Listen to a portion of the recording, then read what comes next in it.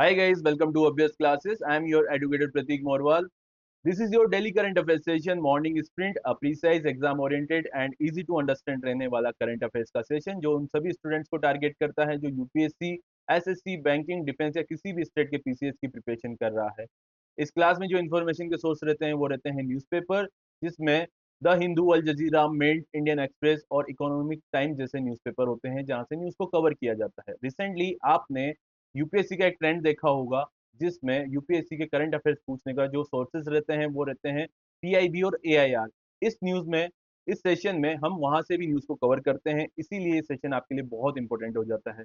आपको करना क्या है, आपको डेली कंसिस्टेंटली इस सेशन के साथ बना रहना है। साथ ही साथ चैनल नया है तो सब्सक्राइब करना है और इस सेशन को शेयर करना है। आइए स्टार्ट करते हैं आज का हमारा 4 अगस्त 2026 का सेशन। लेकिन उससे पहले हमारा डेली का रिचुअल जिसमें हम एक दिन पुरानी न्यूज को फिर से कवर करते हैं। ठीक है, तो 3 अगस्त 2026 की इंपॉर्टेंट न्यूज कौन कौन सी थी? पहली न्यूज थी आपकी, इटली ने स्पेन के साथ शेंगेन नियम अस्थायी रूप से निलंबित कर दिया। क्यों कर दिया? जो स्वेटा के माइग्रेंट क्राइसिस है उसको रोकने के लिए। ठीक है, शेंगेन नियम क्या था हमने सारी बात कर ली थी कल। दूसरा इंपॉर्टेंट न्यूज थी आपकी, आंध्र प्रदेश को मिला नया aviation hub, Bhogapuram international airport. इससे क्या होगा? क्षेत्रीय कनेक्टिविटी को नया प्रवेश द्वार मिलेगा। अब ये जो भोगापुरम इंटरनेशनल एयरपोर्ट है क्यों बनाया गया था? क्योंकि पहले जो आर्म फोर्सेस का एयरपोर्ट था या बात करें सिविलियन एयरपोर्ट, ये दोनों एक ही था। अब इन दोनों को अलग करने के लिए बनाया गया। तीसरी इंपॉर्टेंट न्यूज थी आपकी, प्रधानमंत्री सूर्य सरोवर योजना। इसके अंतर्गत क्या होगा? जलाशयों पर फ्लोटिंग सोलर प्रोजेक्ट को बढ़ावा देने के लिए एक नई पहल है। पहले जो सोलर सिस्टम थे कहाँ लगते थे? जमीन पे लगते थे। अभी किस पे लगेंगे? जलाशयों पे, यानी कि नदी पे, रिजर्व्स पे और डैम्स पे। इससे क्या होगा? जो जमीन की कमी पड़ रही है सोलर लगाने के लिए, नई एनर्जी लाने के लिए, क्लीन एनर्जी लाने के लिए, उसमें बढ़ावा मिलेगा। उससे क्या होगा? जो जल पे है हम उस पे लगा पाएंगे। निपुण क्या है? भारतीय नौसेना को सौंपा गया एक इंडिजीनियस डाइविंग सपोर्ट वेसल है जो अंडर वाटर रेस्क्यू करने की क्षमता उसकी बहुत ज्यादा है। 5 इंपॉर्टेंट न्यूज थी आपकी, वर्षा अशोक अगवाले जो कि जियोलॉजिकल सर्वे ऑफ इंडिया की पहली महिला डायरेक्टर ऑफ जनरल बनी। इंपॉर्टेंट है। 6 इंपॉर्टेंट न्यूज थी आपकी, प्रशांत महासागर का एक आइलैंड कंट्री जिसका नाम था नौरू, उसका अब ऑफिशियली नेम चेंज हो गया है। उसका नाम क्या है? Republic of narrow. 7th important news, Bharat ने कॉमनवेल्थ गेम्स में पहली बार जूडो में गोल्ड मेडल जीता। ठीक है, किस किसने जीता है? ये अश्मिता डे और हर्ष सिंह ने। 8वीं इंपॉर्टेंट न्यूज, भारत की समुद्री ऊर्जा सुरक्षा की नई गति, समुद्र मंथन योजना से डीप सी एक्सप्लोरेशन और एनर्जी सेल्फ रिलायंस पर सरकार का बड़ा फोकस। समुद्र मंथन की बात करें तो जो हिंदू माइथोलॉजी की स्टोरीज है जिसमें समुद्र मंथन हुआ था देवताओं और असुर के बीच में और अमृत निकला था। ठीक है, अब आज के डेट में किसी भी देश के लिए अमृत के रूप में क्या काम करेगा? क्रूड ऑयल की बात करें या नेचुरल गैस की बात करें, तो मोदी जी ने लास्ट ईयर जब हमारा इंडिपेंडेंस डे था वहां से बोला था कि किसी भी देश के लिए क्या होगा अगर हम समुद्र को एक्सप्लोरेशन करेंगे तो वो समुद्र मंथन के अमृत की समान होगा। इसी तहत इसका नाम समुद्र मंथन रखा गया। कल का हमारा जो एमसीक्यू था उसका आंसर था 176 रैंक थी इंडिया की इन्वायरमेंटल इंडेक्स में, जो कि पूरे कंट्रीज में सेकंड लास्ट है। ठीक है, तो ये भी एक अच्छी स्थिति नहीं है इंडिया की। आइए आज का हमारा सेशन स्टार्ट करते हैं आज की न्यूज के साथ। फर्स्ट न्यूज है आपकी, Andhra Pradesh Australia partnership for MOU for clean energy education and skills. MOU क्या होता है? Memorandum of understanding. इस पे किसने साइन करे हैं? आंध्र प्रदेश की गवर्नमेंट ने और ऑस्ट्रेलिया ने। ठीक है, अब आंध्र प्रदेश की बात करें तो इसी से क्या हुआ था, 2014 से एक राज्य, एक क्षेत्र निकला था जो राज्य बना था जिसका नाम था तेलंगाना, और ये इंडिया का 29 स्टेट बना था। ठीक है, इसकी अभी कैपिटल का नाम क्या है? अमरावती। सबसे बड़ा पोर्ट एरिया यहाँ पे कौन सा है? वाइजेक, जो कि ईस्टर्न कोस्ट में बहुत इंपॉर्टेंट रोल अदा करता है। इंडिया और ऑस्ट्रेलिया की बात करें तो अभी मोदी जी ने लास्ट मंथ क्या किया था? 3 देशों का दौरा किया था जिसमें इंडोनेशिया, ऑस्ट्रेलिया और न्यूजीलैंड थे। इसमें इंडिया और ऑस्ट्रेलिया के बीच में यूरेनियम के इंपोर्ट पे बात हुई थी, यानी कि ऑस्ट्रेलिया इंडिया को यूरेनियम देगा। इंडिया और ऑस्ट्रेलिया की बात करें तो इंडो पैसिफिक की सुरक्षा की दृष्टि से भी दोनों देश इंपॉर्टेंट है।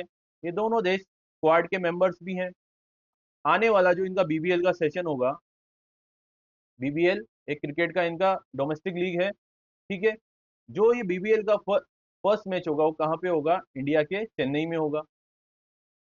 तो इस तरीके से हालिया कुछ समय में इंडिया और ऑस्ट्रेलिया के रिलेशन काफी अच्छे हो गए हैं। लेकिन हम देखते हैं आंध्र प्रदेश और ऑस्ट्रेलिया क्या कर रहा है, इन दोनों ने 4 MOU पे साइन करे, जो क्या करेंगे, स्टेट लेवल इंटरनेशनल कॉपरेशन को बढ़ाएंगे। किस किस क्षेत्र में, रिन्यूएबल एनर्जी के क्षेत्र में, एजुकेशन के सेक्टर में, मेंटल हेल्थ के सेक्टर में और स्किल डेवलपमेंट के सेक्टर में, ठीक है। इसके लिए कौन कौन काम कर रहा है, इसके लिए पहले आईआईटी तिरुपति जो कि इंडिया का है, और University of New South Wales Sydney, ये मिलके काम कर रहे हैं। इसके लिए सेंटर ऑफ एक्सीलेंस भी बनाए जाएंगे, ठीक है। किसके लिए, सोलर मैन्युफैक्चरिंग के लिए। आपको पता है ऑस्ट्रेलिया का जो अपने आप में एरिया बहुत बड़ा है, लेकिन जहाँ पे ह्यूमन सेटलमेंट है, जहाँ पे रहायशी इलाका है, वहाँ पे वो एरिया बहुत छोटा है, बाकी का सारा इलाका बैरन पड़ा हुआ है। तो वहाँ पे क्या इस्तेमाल किया जाएगा, सोलर मैन्युफैक्चरिंग के लिए, यानी कि सोलर ऊर्जा को निकालने के लिए इस्तेमाल किया जाएगा। और ये क्या प्रमोट करेगा, ये दोनों सेंटर ऑफ एक्सीलेंस मिलके रिसर्च इनोवेशन को, एडवांस मैन्युफैक्चरिंग को और स्किल्ड वर्कफोर्स डेवलपमेंट को। द नेक्स्ट देखते हैं इसमें, the education partnership will strengthen, जो एजुकेशन के सेक्टर में पार्टनरशिप हुई है इन दोनों, चाहे आंध्र प्रदेश और ऑस्ट्रेलिया के बीच में, क्या स्ट्रेंथन करेगी, इंक्लूसिव एजुकेशन, है ना। जिससे क्या होगा, ट्रेनिंग दी जाएगी टीचर्स को सपोर्ट करने के लिए autistic and neuro diverse student, जो स्पेशल बच्चे होते हैं, जो थोड़ा सा कम समझते हैं, उनके लिए भी टीचर्स को ट्रेनिंग दी जाएगी कि आप उनका ध्यान रखिए। और ये सब किसके तहत होगा, नेशनल एजुकेशन पॉलिसी 2020 के तहत, उसको मद्देनजर रखते किया जाएगा। नेक्स्ट देखते हैं इसमें अपन, the agreement also include student mental health. आप देखेंगे वेस्टर्न कंट्रीज में जो मेंटल हेल्थ है एक बहुत बड़ा इशू है, इस पे पूरा ध्यान दिया जाता है। लेकिन इंडिया में अगर बात करें कि हमें थोड़ा सा ये प्रॉब्लम है, बच्चे बात करें, बड़े बात करें, तो उस पर हंसा जाता है, उसका मजाक बनाया जाता है। तो इसी की तर्ज पे अब क्या करेंगे, जो स्टूडेंट की मेंटल हेल्थ है उसके लिए एक पायलट प्रोजेक्ट लाया गया है, जो आंध्र प्रदेश और ऑस्ट्रेलिया मिलकर लाया है। और इनके कोलेब्रेशन से क्या होगा, एक नया वोकेशनल ट्रेनिंग होगी, ठीक है, जिससे क्या होगा, ग्लोबल एम्प्लॉयमेंट पाथवेज बढ़ेंगे। और बच्चों के लिए उनका जो मेंटल हेल्थ का प्रॉब्लम है, चाहे उसको कोई सब्जेक्ट समझ में नहीं आ रहा है, ठीक है, उसके घर में कोई वायलेंस होता है उसकी वजह से वो नहीं पढ़ पा रहा है, ठीक है, और उसके साथ कोई हरासमेंट हो रही है, ये सारी चीज़ों पे बातचीत होगी। तो जो स्टूडेंट की मेंटल हेल्थ है उस पर भी फोकस किया गया है। अब ये जो एमओयू साइन किया गया है आंध्र प्रदेश और ऑस्ट्रेलिया के बीच में, ये क्या बढ़ाएगा, एक कॉम्पिटिटिव फेडरलिज्म को बढ़ाएगा। फेडरलिज्म क्या होता है, देखिए इंडिया में एक तो होता है सेंट्रल और एक होता है स्टेट। केंद्र और स्टेट के बीच में अपनी अपनी शक्तियां बटी हुई है, चाहे वो सेंट्रल लिस्ट हो, स्टेट लिस्ट हो, कंकरेंट लिस्ट हो। तो फेडरलिज्म में क्या होता है, शक्तियों का बंटवारा तो होता है, लेकिन मजबूत शक्तियां किसके पास होती है, सेंट्रल के पास होती है। तो अब इसमें क्या होगा, जब स्टेट डायरेक्टली किसी अदर कंट्री से अपने एमओयू साइन कर रहा है, तो एक हेल्दी कंपटीशन बढ़ेगा सेंट्रल के पास भी कि हमको भी करना चाहिए। साथ ही साथ जो अदर स्टेट है उनके पास भी एक प्रेरणा बन के सामने आएगी कि हमको भी ऐसे इनिशिएटिव लेने चाहिए, ठीक है। और इनसे सारी चीजों से क्या हो रहा है, ये वही है, क्लीन एनर्जी ट्रांजिशन होगा, एजुकेशन में रिफॉर्म्स होंगे, इनोवेशंस होंगे, ह्यूमन कैपिटल डेवलपमेंट होगी, और स्ट्रेंथ करेगा brother India Australia comprehensive strategic partnership, ठीक है। ये सारी न्यूज है। नेक्स्ट न्यूज देखते हैं अपन, जापान यूएस जॉइंट येन इंटरवेंशन 2026। जापान एक कंट्री का नाम है, यूएस आप सभी जानते हैं, और येन क्या है, आपका जापान की करेंसी का नाम, ठीक है। अब इसमें क्या हुआ है, इंटरवेंशन किया है। ये कब किया है, लास्ट टाइम जब ऐसा किया था यूएसए और जापान ने, ये 2011 में किया था, उसके बाद पहली बार ऐसा किया जा रहा है। इंटरवेंशन क्या होता है, देखो जापान की जो येन करेंसी है उसकी जो वैल्यू है वो घटती ही जा रही है, ठीक है। येन की जो वैल्यू है घटती ही जा रही है, और जापान यूएसए का एक एलाई कंट्री है, उसको मद्देनजर रखते हुए यूएसए क्या कर रहा है, यूएसए और जापान येन की जो करेंसी है पूरे विश्व के मार्केट में उसको खरीद रहे हैं। इसी को बोलते हैं इंटरवेंशन करना, ताकि उसकी जो मुद्रा की वैल्यू है वो बढ़ सके, ठीक है, या फिर नियंत्रित हो सके। अब ये क्यों हो रही है, क्योंकि जो जापान में इंटरेस्ट रेट है वो बहुत कम है, और जो ऑस्ट्रेलिया में इंटरेस्ट रेट है वो बहुत ज्यादा है, ठीक है। नहीं, ऑस्ट्रेलिया नहीं, यूएसए में जो इंटरेस्ट रेट है वो बहुत ज्यादा है। ठीक है, तो इन्वेस्टर्स क्या करते हैं, जापान से कम इंटरेस्ट रेट पे पैसा उठाते हैं और यूएसए में इन्वेस्ट कर देते हैं, जिसकी वजह से जापान की येन की वैल्यू कम होती जा रही है। ठीक है, आपने ये भी देखा होगा कि बात होती जाती है कि इंडियन रुपए की वैल्यू गिरती जा रही है, गिरती जा रही है, किसके अगेंस्ट में, डॉलर के अगेंस्ट में। अभी डॉलर ऐसी करेंसी है जिसको एक्सेप्ट किया गया है पूरे विश्व में, और जनरली जो बात करें वैश्विक व्यापार के लिए तो डॉलर का ही इस्तेमाल किया जाता है। इसके अगेंस्ट में एक करेंसी लेके आ रही जा रही है जिसको बोल रहे हैं ब्रिक्स करेंसी, के बारे में हम कभी और चर्चा करेंगे। यानी कि जो ब्रिक्स के मेंबर्स हैं वो अपनी अपनी करेंसी को पूरे विश्व पटल पे लाके आना चाहते हैं, वो ट्रेड उसी में करना चाहते हैं ताकि डॉलर का जो डोमिनेंस है वो खत्म हो। तो क्या किया है, इस न्यूज पे वापस आते हैं। The intervention aim to curb the sharp depreciation of Japanese yen which had fallen to 40 years low. 40 साल में जो सबसे कम वैल्यू हुई है जापानीज येन की वो अभी हुई है। किसकी वजह से हुई है, जापान और यूएस के इंटरेस्ट रेट में जो बहुत ज्यादा डिफरेंस है। ठीक है, तो अगर किसी भी देश की किसी देश की जो करेंसी होती है उसको इक्वली रखना है या स्टेबल रखना है तो उसका इंटरेस्ट रेट आपको बढ़ाना पड़ेगा। ठीक है, इसका ये क्रक्स निकल के सामने आता है। इससे क्या होगा, राइजिंग इंपोर्ट कॉस्ट बढ़ेगी। ठीक है, और ग्लोबल इकोनॉमिक प्रेशर बढ़ने वाला है।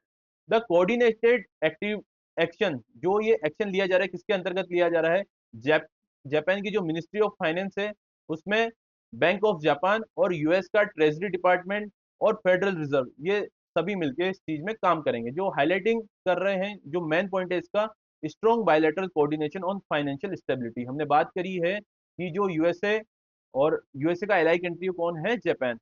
नेक्स्ट देखते हैं अपन इसमें, जापान ने ऐसा पहले भी कर लिया है, इंटरवेंशन कर लिया, यानी कि जापान अकेला सोलो इंटरवेंशन कर चुका है पूरे विश्व से, अपना विश्व का जो वैश्विक बाजार है वहां से अपनी मुद्रा को खरीद चुका है वापस। लेकिन इसके अकेले ऐसा करने से कुछ फायदा नहीं हुआ है, क्योंकि जो बैंक ऑफ जापान की पॉलिसी है 1% रेट पे पैसा देने की, उसकी वजह से दिक्कत आ रही है। But these measures fail to provide lasting support to the yen. Yes, ये जो मेजर्स लिए गए हैं उससे कोई फायदा नहीं हुआ। अब यूएसए और जापान मिलकर कर रहा है तो हो सकता है येन का जो वैल्यू है वो आगे बढ़ जाए। The intervention reflects growing concern over global financial stability, but experts believe that currency intervention alone, जब आप अकेले अपनी करेंसी का इंटरवेंशन करेंगे, यानी कि अपनी करेंसी निकालेंगे वैश्विक मार्केट से, तो ये परमानेंटली सोल्यूशन नहीं है। ठीक है, unless interest rate differential narrow, आपको जो इंटरेस्ट रेट है किसके समान करना पड़ेगा। आप समझिए कि अगर यूएसए की इंटरेस्ट रेट 15% है तो ये आपको एटलीस्ट 10 पे तो लेके आनी ही पड़ेगी आपके देश। ठीक है, तो ये सारी चीजें हैं। अगर इंडिया के कंटेक्स्ट में बात करें तो जापान का इंडिया में एक बुलेट ट्रेन वाला प्रोजेक्ट चल रहा है। ठीक है, इंडिया इंडिया में जापान ने काफी ज्यादा इन्वेस्टमेंट कर रखी है, तो अगर इसी तरीके से येन का जो मूल्य है गिरता जाएगा तो इंडिया के लिए एक तरीके से चिंताजनक बात। नेक्स्ट न्यूज देखते हैं अपन, सऊदी अरेबिया फॉर्म्स रेड सी मैरीटाइम सिक्योरिटी। ठीक है, अब इस न्यूज को आप पहले समझ लीजिए।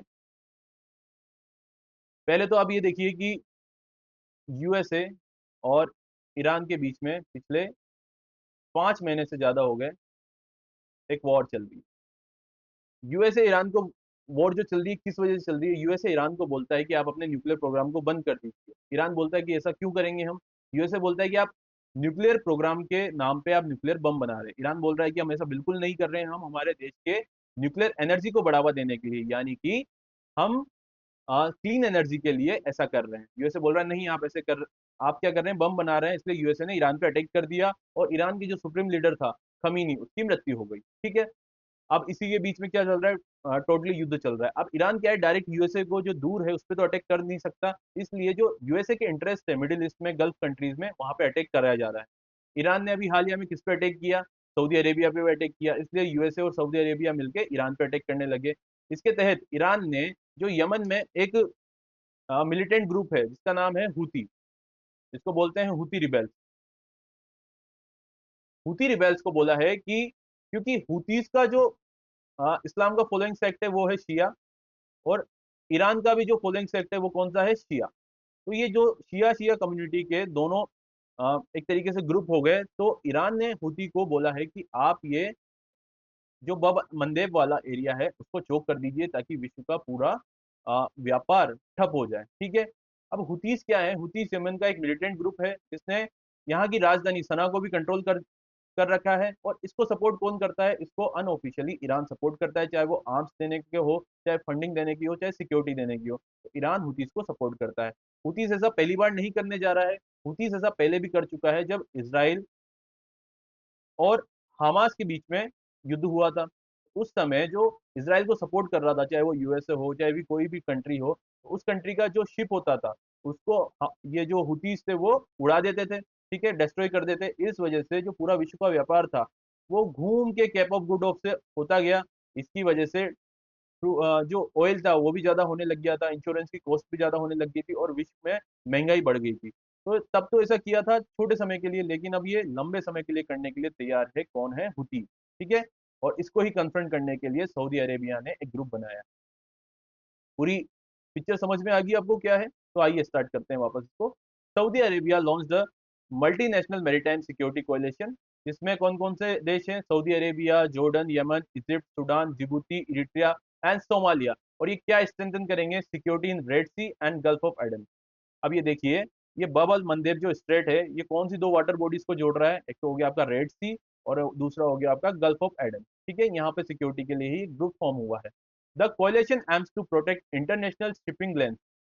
ये किसको प्रोटेक्ट करेगा? इंटरनेशनल शिपिंग लेंस को, जो सिक्योर करेगा oil, LNG, commercial trade routes, और बढ़ाएगा joint maritime defence cooperation across the Red Sea, Bab el Mandeb Strait and Gulf of Aden. ये जो सारी कंट्रीज है मिलके ये काम करेगी। The initiative comes amid increasing attention of commercial vessels, ठीक है। इन सब की वजह से हो रहा है। और अगर लंबा रास्ता लेना पड़ेगा तो कहाँ से लेना पड़ेगा? अफ्रीका के केप ऑफ गुड होप, जो कि बहुत ज्यादा लंबा पड़ जाएगा, ठीक है।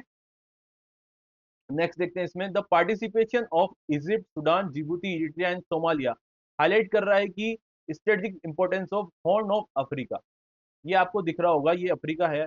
अफ्रीका में ये एक हॉर्न जैसा आकृति बनी है। तो इसके आसपास जितनी भी कंट्रीज है, ये किसके अंतर्गत आ रही है? बबल मंदेब स्ट्रेट के, है ना, गल्फ ऑफ अडेन और लाल सागर, रेड सी के अंतर्गत आ रही है। इसलिए इन कंट्रीज की भी इंपॉर्टेंस अपने आप में बढ़ जाती है। ये जो कोalition बढ़ा है, उससे क्या होगा? सऊदी अरेबिया अपनी खुद की एक्सपेंडिंग रीजनल सिक्योरिटी रोल को बढ़ाएगा। यानी कि पहले क्या होता था कि जितनी भी गल्फ कंट्रीज है, इंक्लूडिंग सऊदी अरेबिया, ये क्या करती थी? अपने तेल भंडारों को सुरक्षा प्रदान करने के लिए दूसरे कंट्रीज जो मिलिट्री मजबूत है उनको एक तरीके से कॉन्टेक्ट पे रख देती है, जिसमें यूएसए, पाकिस्तान जैसे कई कंट्रीज शामिल है। तो अब क्या कर रहा है सऊदी अरेबिया ने? इस बार अपना खुद का स्टांस रखा है, खुद की मिलिट्री को मजबूत मान रहे हैं, और एक नया ग्रुप फॉर्म करके इस पूरे रीजन की सुरक्षा की बातचीत कर रहे हैं। और ये क्या कर रहे हैं? Improve coordination against piracy, arms trafficking, illegal fishing and maritime threat, जो कि इस रीजन में होता है। और इस रीजन में पूरे विश्व का लगभग 12% का ग्लोबल ट्रेड होता है। तो इसी की सिक्योरिटी के लिए क्या कर रहा है सऊद अरेबिया? एक नया ग्रुप फॉर्म कर रहा है। अब एग्जाम में थोड़ा कंफ्यूजिंग करने के लिए एक चीज और आ सकती है, जो Saudi led multinational maritime defence alliance है वो 14 कंट्रीज का है, और जो रेड सी वाला है वो कितना है? 8 कंट्रीज का, ठीक है। अब इसमें कौन कौन सी कंट्रीज है? Saudi Arabia, Turkey, Kuwait, Bahrain, Qatar, Jordan, Yemen, और इंपॉर्टेंट इसमें पाकिस्तान भी है, इसमें बांग्लादेश भी है, इजिप्ट, सुदान, जिबूती, सोमालिया, कॉमरस। 8 तो वो कंट्रीज हैं, बाकी 6 एक्स्ट्रा है। इसमें कौन कौन से रीजन की कंट्रीज है? वेस्ट एशिया की, यूरोप का, टर्की यूरोप का भी कंसिडर किया जाता है, साउथ एशिया की और अफ्रीका की कंट्रीज है। जो ये क्या करेगी? इस पूरे रीजन में सिक्योरिटी प्रोवाइड करेगी, ताकि हुतीज जैसे मिलिटेंट ग्रुप इस पर अटैक ना कर सकें और विश्व के व्यापार को एक बाधा नहीं बनाए, ठीक है। अब इसको आप देख लीजिए, ये तो हो गया आपका स्वेज कैनाल, जो कि रेड सी के ऊपर आता है। ये भी एक बहुत बड़ा व्यापारिक मार्ग है। स्ट्रेट ऑफ हॉर्मुज ये चोक कर रहे हैं, ठीक है। अब ये हो गया आपका बबल मंदेब, इसको भी चोक करने की बात कर रही है। तो ये सारी चीजें क्या होगी? विश्व के व्यापार को एक तरीके से ठप कर देगी, जिससे पूरे विश्व में महंगाई आ जाएगी। तो इंडिया के लिए भी बहुत जरूरी है कि शांति से सारे देशों को समझाएं और विश्व का व्यापार एक नियंत्रित तरीके से वापस से चालू हो जाए, जैसे ये हुतीज जैसे रिबेल जो ग्रुप हैं ये इन पे अटैक ना करे, ठीक है। नेक्स्ट न्यूज देखते हैं अपन। NCC cyclothon 2026 celebrating 79 years of India independence. अब इसमें क्या हुआ है आप समझिए। 15 अगस्त आने वाला है। 15 अगस्त इस बार जो आएगा इंडिया का इंडिपेंडेंस डे, वो कौन से नंबर का होगा? 79 का होगा, ठीक है। इसके तहत ही जो नेशनल कैडेट कॉर्प्स है, जिसकी स्थापना 1948 में हुई थी, उन्होंने एक कैंपेन स्टार्ट किया जिसमें साइक्लोथॉन यानी कि साइकिलिस्ट जो एक ग्रुप है उनको यात्रा कराई गई। यात्रा यानी कि एक पर्टिकुलर 79 किलोमीटर की रेस की गई है। ठीक है, ये कैसे हुआ है, क्या हुआ है, इसको समझिए आप। On 2 August 2026 NCC organise cyclothon 2026। अब एड कहाँ से किया गया है, ये major Dhyan Chand national stadium New Delhi, यहीं से शुरुआत हुई थी और 79 किलोमीटर का लंबा चक्कर काट के वापस आ गए थे साइकिल के थ्रू। ठीक है, marking 79 years of India independence, a symbolic 79 kilometres ride bye 79 NCC cadets, highlighting the value of, ये किसको हाईलाइट कर रहे थे, डिसिप्लिन, पेट्रोटिज्म, फिजिकल फिटनेस और रेस्पॉन्सिबल सिटीजनशिप। ठीक है, इन सारी चीजों को बताते हुए इन्होंने 79 किलोमीटर की यात्रा करी है। The event was flagged off by, इस इवेंट को फ्लैग्ड ऑफ किसने किया, यूनियन मिनिस्टर मनसुख मंडाविया ने, minister of state for defence Sanjay Seth ने, with the participation of defence secretary Rajesh Kumar Singh, MC Mary Kom और लिएंडर पेस। मैरीकॉम कौन थी, जिन्होंने स्वर्ण पदक प्राप्त किया था, और लिएंडर पेस एक टेनिस प्लेयर है, मतलब पहले थे। ठीक है, इन सभी ने इसका फ्लैग ऑफ किया था।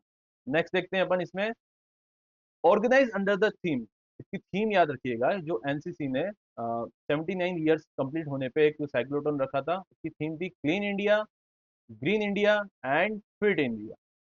द साइक्लोथॉन प्रमोटेड फिटनेस, किसको प्रमोट कर रहा था, फिटनेस, क्योंकि साइकिल चलाने से फिटनेस बनती ही है।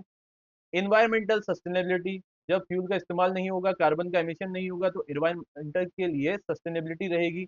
रोड सेफ्टी, साइकिल चलाने से सेफ्टी तो रहती है, क्योंकि सभी चलाएंगे तो एक तरीके से जो फास्ट व्हीकल्स होते हैं स्पीड में, वो बंद हो जाएंगे। यूथ पार्टिसिपेशन, ऐसे ग्रुप्स में यूथ का पार्टिसिपेशन बढ़ना चाहिए। ये सारी चीजें क्या करता है, साइक्लोथॉन करता है। The event was integrated with major national campaigns, इसमें मेजर जो पूरे देश के कैंपेन्स हैं उनको भी शामिल किया गया है। इसमें था, इसके बारे में भी वहाँ पे पोस्टर लगे होंगे, अवेयरनेस बताई गई होगी, कौन कौन से थे वो, टीबी मुक्त भारत, स्वच्छ भारत मिशन, जो 2014 में ही आ गया था, 2 अक्टूबर को गांधी जयंती के दिन, एक पेड़ माँ के नाम, हर घर तिरंगा, ये 2002 2022 में आ गया था।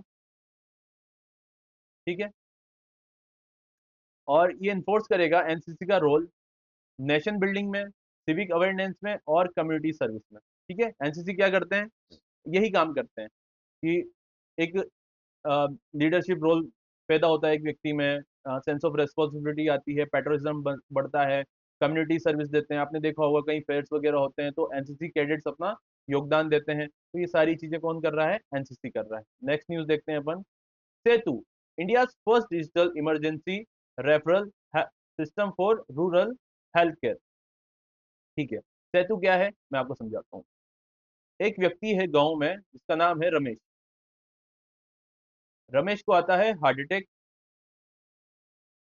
अब जो गांव के डॉक्टर हैं वो बोलते हैं कि आपको तो आ, शहर के लिए हम क्या करेंगे, रेफर करेंगे। ठीक है, अब गांव से शहर की जो डिस्टेंस है वो है 150 किलोमीटर।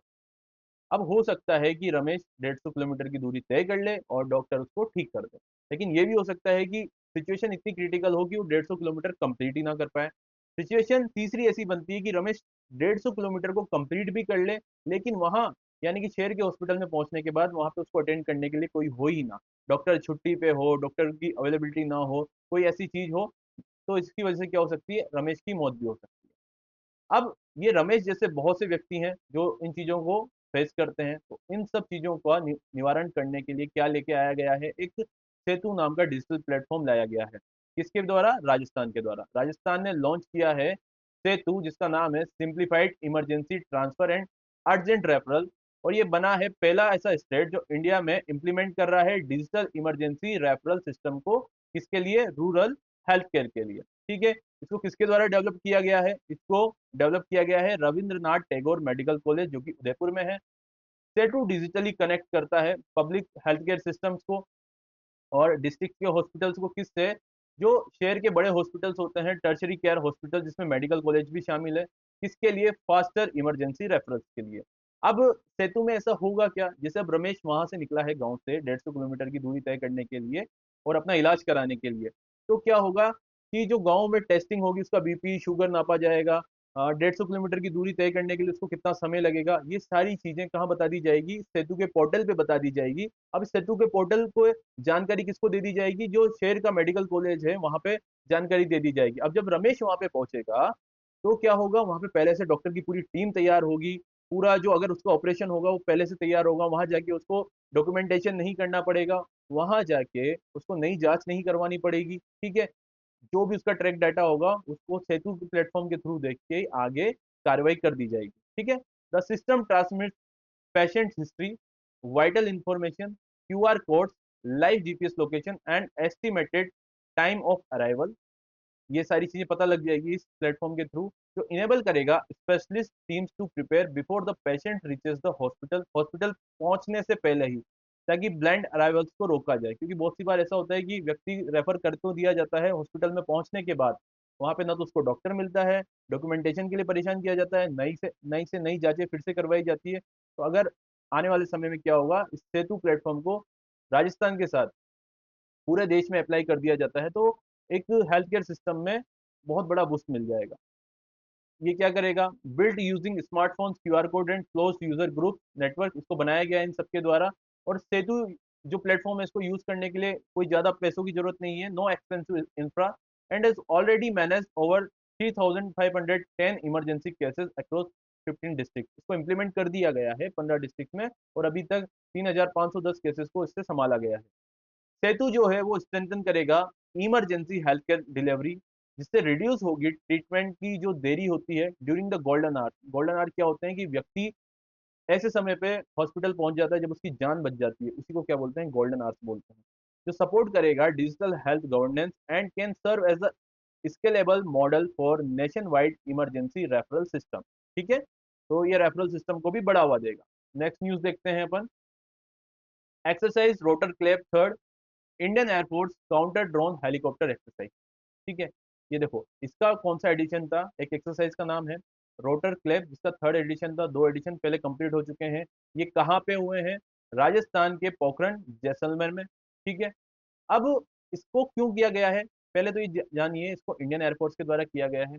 इसमें जो काम करने वाले उपकरण थे वो कौन से थे, हेलीकॉप्टर थे। तो हेलीकॉप्टर के कोऑर्डिनेशन ऑफ ऑपरेशन से ये एक्सरसाइज की गई है।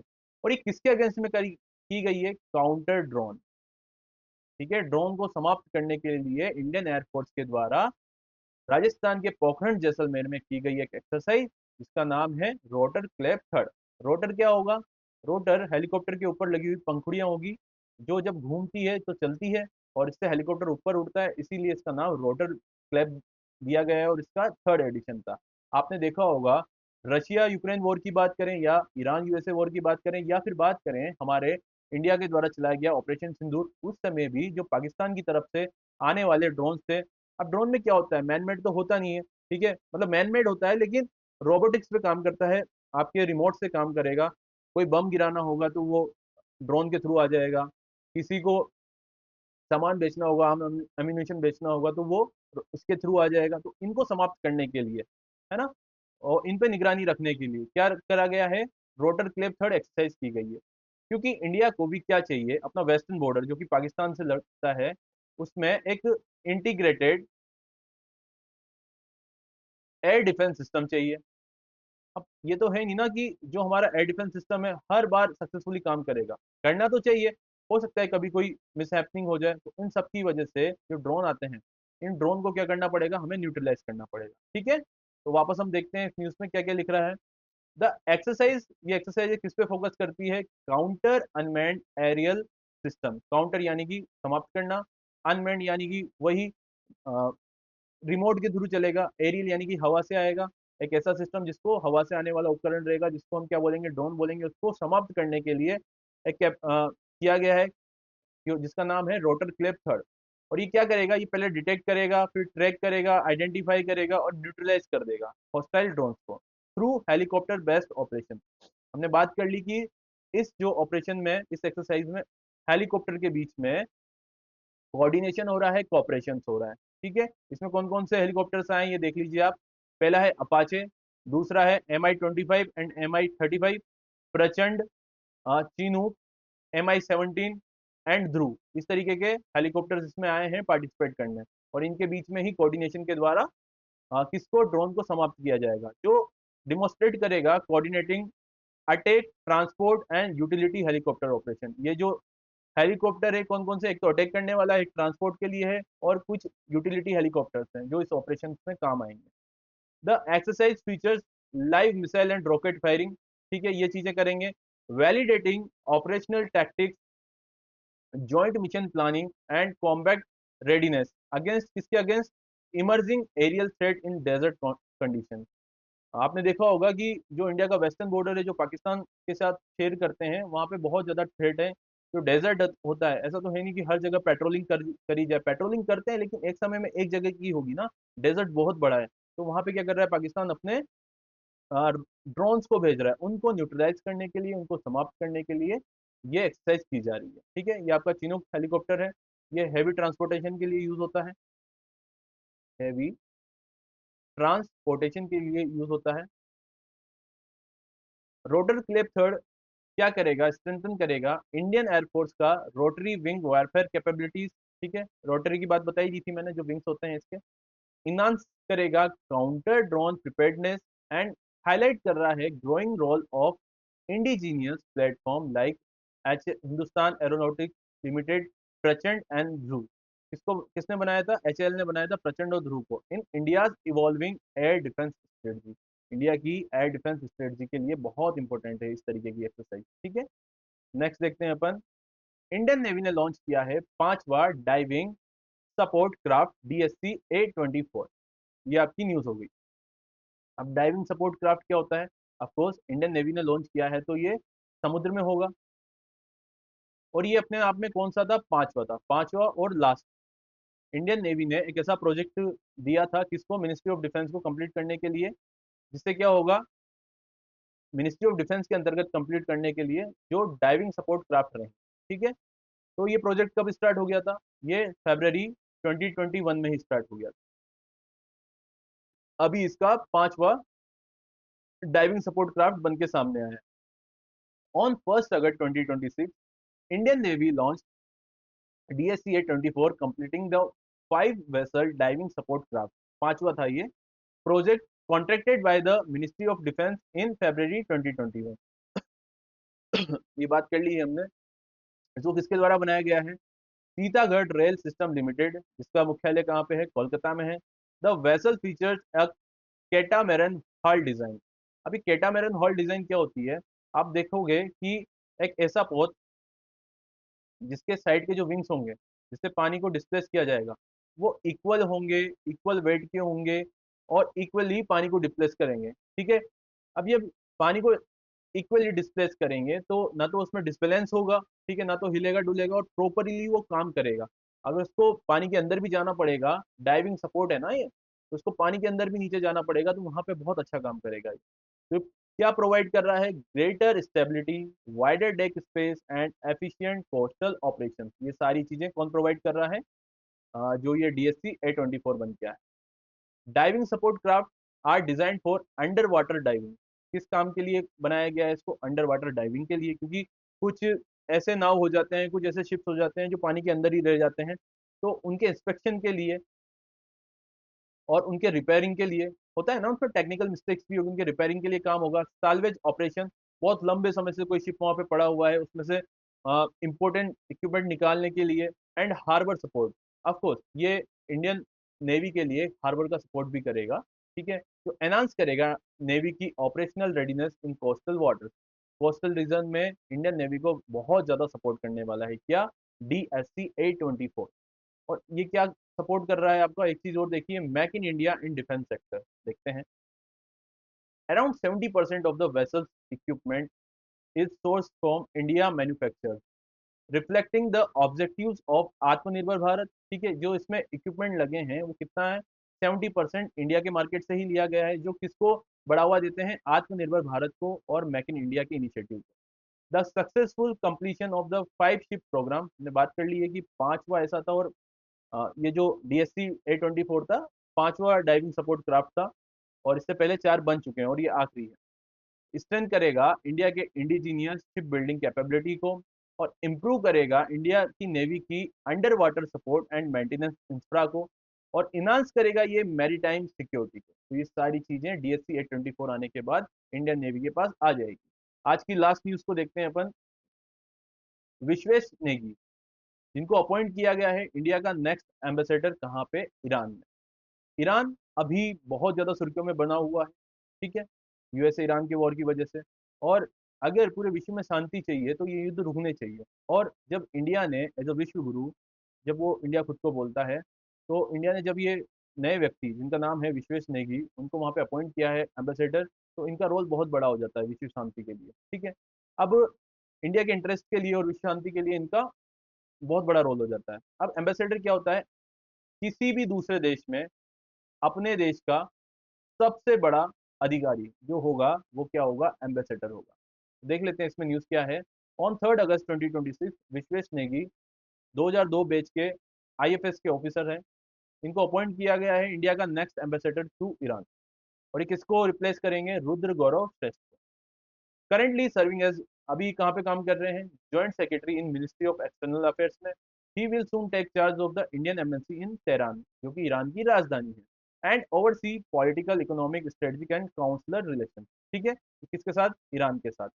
Iran remains a key partner in West Asia. West Asia की अगर बात करेंगे तो ईरान इंडिया के लिए बहुत इंपॉर्टेंट पार्टनर रहा है, with bilateral cooperation spanning energy security, trade की वजह से, मैरीटाइम सिक्योरिटी की वजह से, रीजनल कनेक्टिविटी की वजह से और कल्चरल एक्सचेंजेस की वजह से ईरान इंडिया का बहुत इंपॉर्टेंट पार्टनर रहा है। इंडिया ने ईरान में एक चाबार पोर्ट को भी निर्माण किया था, ठीक है। और ये भी हमारा एक तरीके से खतरे में ही है। हमने जो इन्वेस्टमेंट करी है वहाँ के चाबार पोर्ट को वापस से अच्छा बनाने के लिए, इसमें अडानी ग्रुप ने बहुत बड़ा योगदान दिया था। सारा इन्वेस्टमेंट इसने किया था, विच प्रोवाइड, जो प्रोवाइड करता था India with strategic access to Afghanistan. Pakistan को बाईपास करते हुए डायरेक्ट कहाँ पे निकल रहे थे अपन, अफगानिस्तान में, और उसके बाद कहाँ निकल रहे थे अपन, सेंट्रल एशिया में। तो एक तरीके का एक रूट बनने जा रहा था इंडिया के लिए, इसलिए इंडिया ने ईरान के चाबार पोर्ट को तैयार किया था। And complements the international north south transport corridor. इससे नॉर्थ साउथ ट्रांसपोर्ट जो कॉरिडोर है वो बनने वाला था इंडिया के लिए। द अपॉइंटमेंट, ये जो अपॉइंटमेंट हुई है विश्वेश नेगी जी की, comes at a strategically important time. हमने बात करी कि बहुत इंपॉर्टेंट टाइम चल रहा है। As a India seeks to deepen engagement with West Asia, India West Asia के साथ अपना एंगेजमेंट चाहता है ताकि उसके क्रूड ऑयल और नेचुरल गैस जैसी जो डिमांड्स है, इंडिया की जो नेसेसिटी है वो कंप्लीट हो चुके हैं। और स्ट्रेंथ करेगी connectivity initiative, safeguard energy interest and expand it's diplomatic presence and एमिड evolving regional politics. ठीक है, रीजन की जो जियो पॉलिटिक्स है उसमें भी इंडिया का बहुत बड़ा योगदान रहेगा। जब विश्वेश नेगी जी किस तरीके से काम करते हैं देखना अ, आगे हमको पड़ेगा कि किस तरीके से ईरान के लिए सपोर्ट करते हैं। और ईरान से बात करके ये युद्ध को अगर रोक सकते हैं तो विश्व में शांति आएगी, विश्व में जो महंगाई बढ़ रही है वो कम हो जाएगी। और युद्ध से किसी का फायदा होता नहीं है, हमेशा नुकसान ही होता है। लेकिन हर देश अपने इंटरेस्ट के लिए कुछ ना कुछ करे जा रहा है। इंडिया का भी इंटरेस्ट इसमें ही है कि ये जो युद्ध है बहुत जल्दी खत्म हो और जो इंडिया में धीरे धीरे महंगाई बढ़ रही है वो खत्म हो जाए। आज का हमारा MCQ देख लेते हैं। Recently, a new species of freshwater catfish named Pseudologbia kheri was discovered in which of the following rivers of Odisha? Orissa की कौन सी रिवर में एक नई स्पीसीज जो फ्रेश वाटर में पाई जाती है कैटफिश, उसका नाम है स्यूडोगोल्विया खेरी, वो उड़ीसा की कौन सी नदी में पाई गई है? Option are Mahanadi, बुधबा Langa, बैतरानी, and last one is ब्राह्मणी। आप इसका आंसर कमेंट बॉक्स में लिखेंगे, ठीक है। और डेली इसी तरह कंसिस्टेंटली आप हमारा जो करंट अफेयर्स का सेशन है उसके साथ बने रहेंगे। Keep watching with Abhyas classes. Thank you.